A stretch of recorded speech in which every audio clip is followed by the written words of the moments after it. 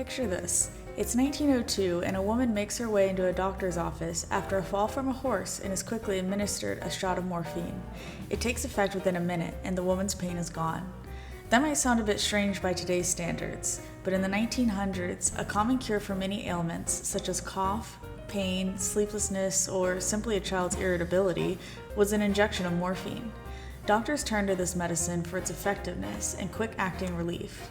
Unbeknownst to doctors at the time, they were setting people up for a potential lifetime of addiction. So opioids were just prescribed around this time for cases like alcoholism or used in the wars that were common during this era. It was often taken in a solution known as laudanum, which was like a mixture of opium and alcohol. It could be injected in some cases or purchased in a bottle at the local pharmacies. These medicines were prescribed to adults and children alike. The substance was highly effective in curing pain, but led to a dependence in users that is commonly recognized today. At the time, the government was not regulating these substances until they became aware of its highly addictive nature, and that's when they put into effect the Narcotics Act of 1914. This is one of the many acts moving into the 20th century that began to shape the regulatory nature of the medical industry we know today.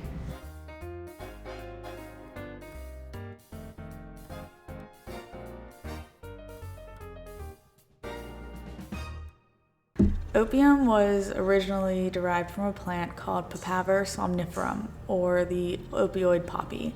Nowadays it can be synthesized in a laboratory, but early on it was taken directly from the plant. The addictive nature of these substances come from the pathway that it takes in the brain.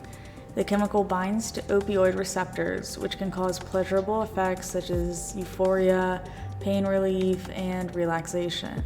However, with extended use, users can become addicted, requiring more and more of the substance to reach the same highs.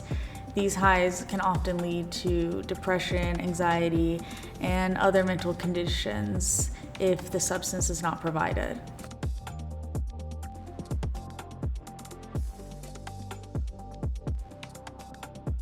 Opioid addiction still presents a major problem in the U.S. today. According to the National Institute of Health, more than 80,000 deaths from opioid use were recorded in 2021. A drug that has recently been in the news is fentanyl, which is supposed to have a higher dependency rate and is 50 times stronger than heroin. How can the U.S. combat a drug epidemic on this scale? Well, there may be some hope. According to a recent study by Texas A&M School of Medicine, opioid addiction is mediated by mut-opioid receptors, otherwise known as MORs, and affect a special type of neuron called a direct pathway medium spiny neuron, which control the quote-unquote go actions in the brain, and they mediate drug-seeking behaviors. These neurons may offer a solution to addictive behaviors if researchers can control the withdrawal symptom effects these neurons have, which is the most difficult part of discontinuing drug use. As research continues, hopefully in the near future, we will have a solution for this epidemic and can save lives that are impacted by these highly addictive substances.